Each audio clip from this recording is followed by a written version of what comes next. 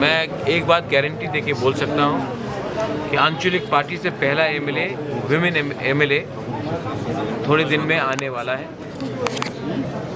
और एक बात क्लियर है कि हमारा फाइट इस बार हमारे मुद्दे में तो होगा, हमारे मूवमेंट में तो होगा, लेकिन उसको छोड़ के भी एक बात क्लियर है कि टिपरा मोथा ना किसी से डरता है, टिपरा मोथा किसी के सामने झुकता भी नहीं है। उनके पास जितना पैसा हो, व्यवस्था हो, पावर हो, हमारे पास हमारा गरीब टिपरासा है, हमारा गरीब त्रिपुरा के लोग हैं।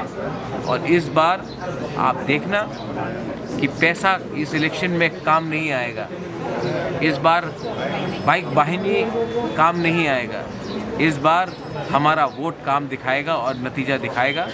आप देख लीजिए आने वाले इलेक्शन में क्या होने वाला है, क्योंकि हम लोग तैयार हैं।